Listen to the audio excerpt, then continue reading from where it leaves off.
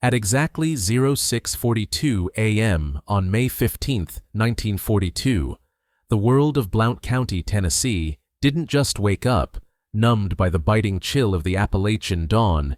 It transformed. A silent, weary army of 12,000 souls moved in a synchronized tide through the iron gates of Alcoa's North Plant. These men and women weren't soldiers in the traditional sense. They wore no olive drab. They carried no Garand rifles.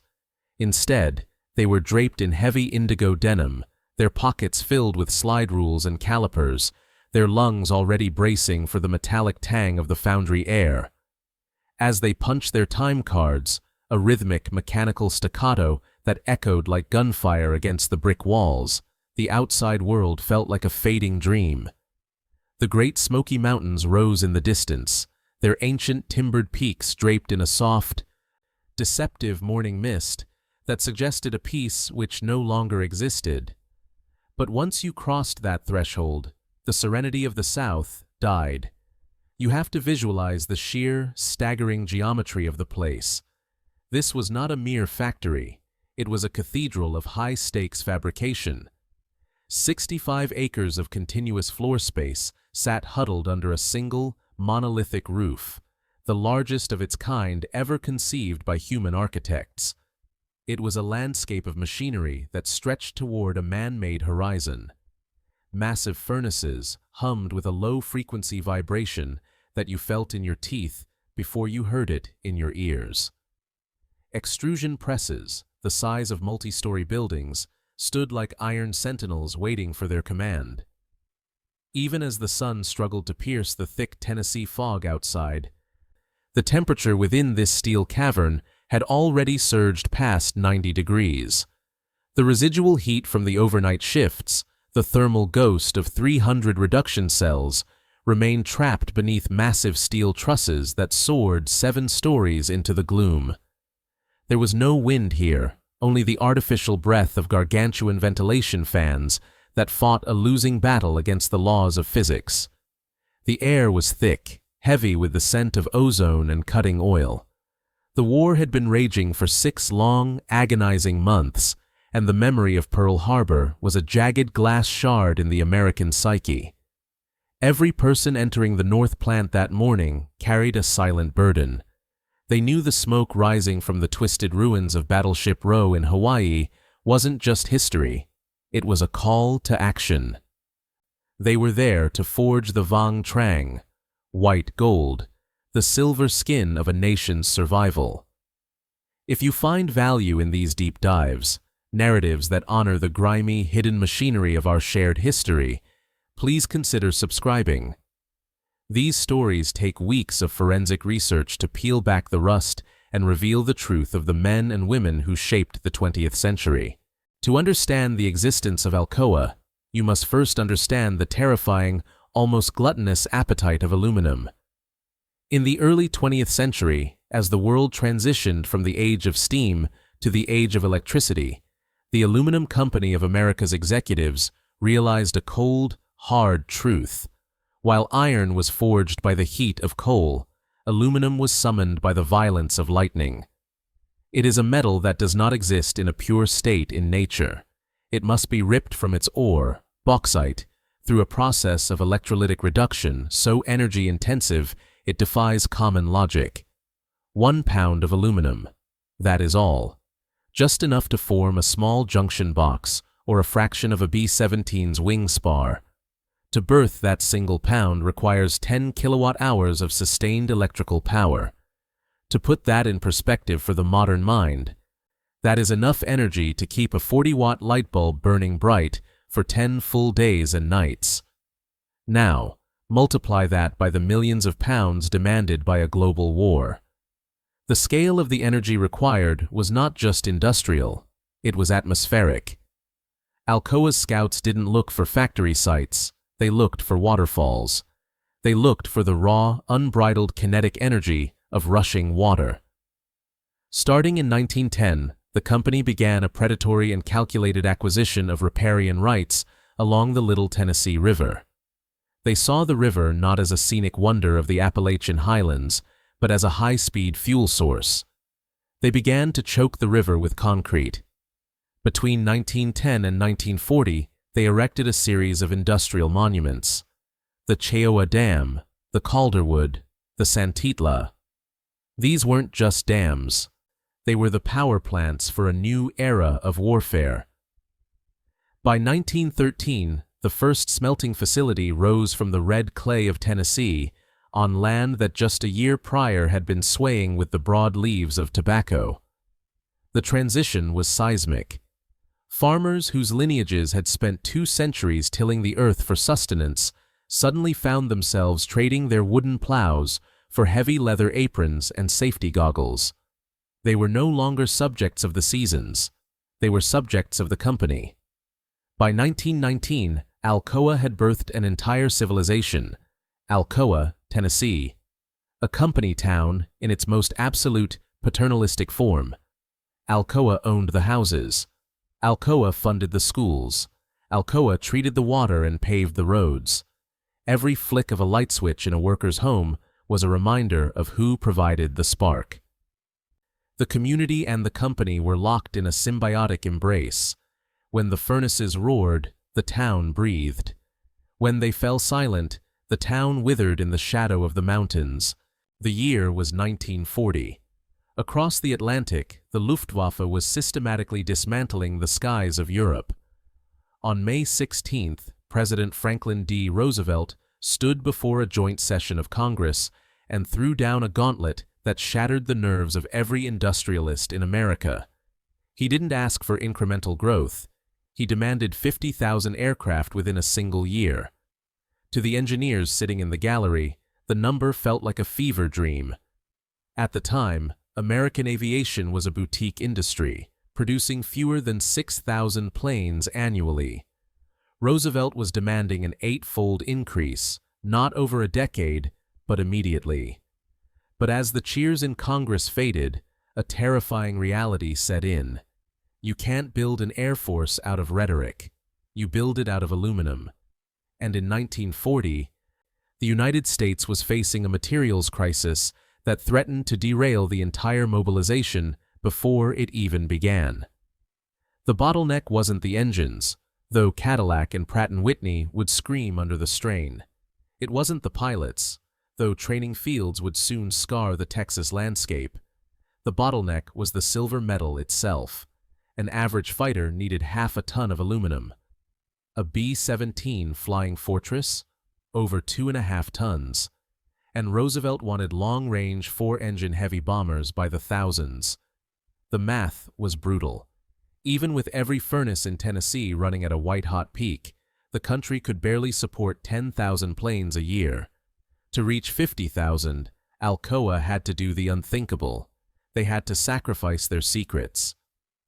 In exchange for a $500 million federal expansion, roughly $10 billion in today's currency, the government demanded that Alcoa share its proprietary DNA. 50 years of trade secrets, patents for electrolytic cells, and precision fabrication techniques were handed over to rivals like Reynolds and Kaiser. The arsenal of democracy required the death of the monopoly. In 1941, the North Plant rose adjacent to the original smelter like a steel titan. It was a cathedral of necessity, covering 65 acres under a single roof. It was here that the raw power of the Tennessee River was finally focused into a laser-thin beam of production. They weren't just making metal, they were forging the backbone of the Allied victory. Inside the North Plant, time didn't exist in minutes or hours. It existed in the relentless cycle of pressure and thermal violence. The process was a masterpiece of industrial brutality, a place where raw physics met human endurance. Imagine an 8-inch thick aluminum billet, a solid, unyielding block of silver-gray metal. To the uninitiated, it looked permanent. But to the machines of Alcoa, it was as pliable as clay. This billet would enter a rolling mill, a beast of steel and gears that stretched for hundreds of feet. In just 10 minutes, as it was forced through 24 sequential roller stations, it emerged at the other end as a sheet 40 feet long, so thin you could read a newspaper through it. yet strong enough to withstand the freezing, high-altitude pressures of the stratosphere. The metal screamed during this transformation. It was a high-pitched, metallic howl that vibrated through the very marrow of your bones. To survive here, the workers had to develop a sensory language that no textbook could teach. Veterans like Clarence McKinney, who spent nearly 4 decades in the heat, didn't rely on gauges alone. They could smell the metal. They knew if a billet's temperature had dropped by a mere 5 degrees, a variation invisible to the most expensive cameras of the time, but one that would ruin the grain structure of an airplane wing spar. If the metal was too cold, it became brittle.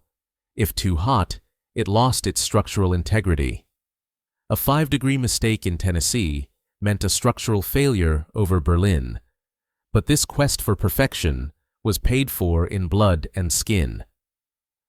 The safety protocols of the 1940s were primitive shields against the gods of industry. James Holloway, a 42-year-old father of 3, learned this in June 1943. When a die retention collar failed on a high-pressure extrusion press, the machine didn't just stop, it lashed out. Holloway lost 3 fingers in an instant, caught in the remorseless crush of hydraulic power. 2 weeks later, he was back on the floor. He didn't come back for glory. He came back because the line couldn't stop, and his family couldn't eat without his paycheck. Then there was Harold Briggs, who in August of the same year felt the agonizing touch of molten silver. A crucible tipped, splashing 1200-degree liquid aluminum across his forearms. He spent months wrapping those scars in gauze, working through the searing pain. In the North Plant, an injury wasn't a reason to quit. It was a uniform you wore to remind you of the stakes. Every rejected part was a ghost of a plane that never flew. By the summer of 1943, the demographic landscape of Alcoa underwent a radical, permanent shift. The men of Tennessee, the fathers, sons, and brothers, were being swallowed by the draft, sent to the mud of Italy or the black sands of Iwo Jima. To keep the furnaces burning, a new army arrived at the gates, the women. They came from the kitchens of Maryville, the quiet shops of Knoxville, and the tobacco farms of the Hollows. Initially, the management at Alcoa was skeptical, even hostile. They argued that the physical demands of the smelting floor, with its 100-degree-plus summer heat and its heavy industrial tools, were too much for the fairer sex. They were fundamentally wrong. These women, soon making up 30% of the 12,000-strong workforce, became the silent backbone of the North Plant. Take the story of Eunice Cartwright. At 28, she traded her floral house dresses for heavy, oil-stained denim coveralls. Her cousin had joined the Army Air Forces, and Eunice felt it was her duty to build the wings that would carry him. Her life became a grueling, 24-hour endurance test. She worked the graveyard shift from midnight until 8 in the morning, her world illuminated by the orange glow of the rolling mills. While others slept, Eunice was managing machines the size of locomotives. When the sun rose, her rest began. She would walk home through the silent, company-owned streets of Alcoa, only to start her second job, being a mother. She had 2 young daughters who learned to manage the household while their mother slept in fitful snatches during the sweltering Tennessee afternoons. Eunice would eat dinner with them at 5, help with their schoolwork, and by 11:30, she was back at the gates.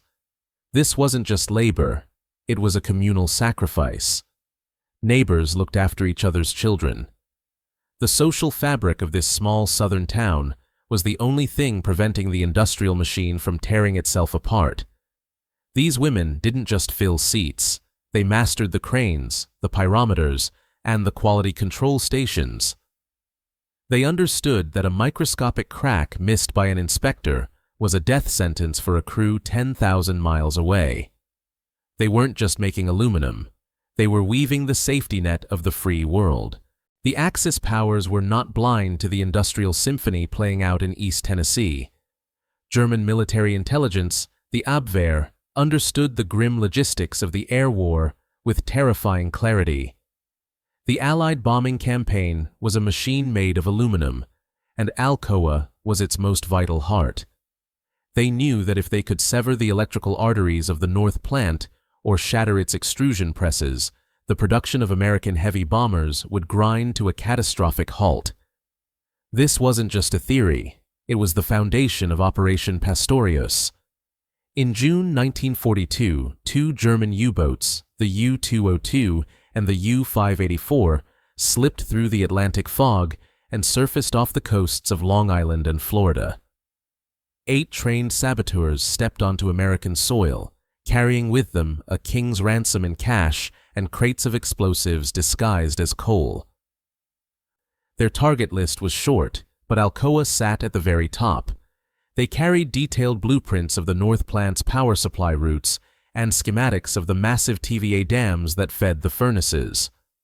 The plan was to trigger a series of explosions that would not only destroy the machinery, but cause a permanent, molten freeze of the reduction cells, a disaster that would have taken years to repair.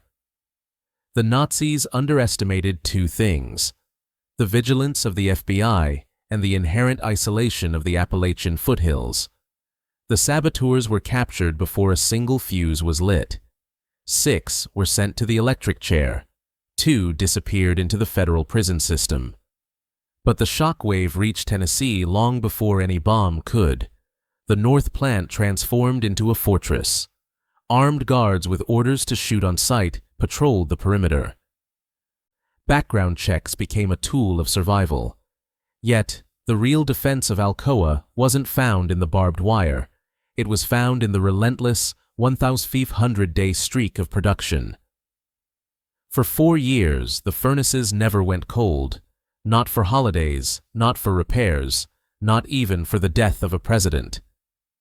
When a critical support beam on a massive press cracked in early 1945, the plant's own welders performed a feat of engineering magic, fabricating a replacement on-site in 18 hours.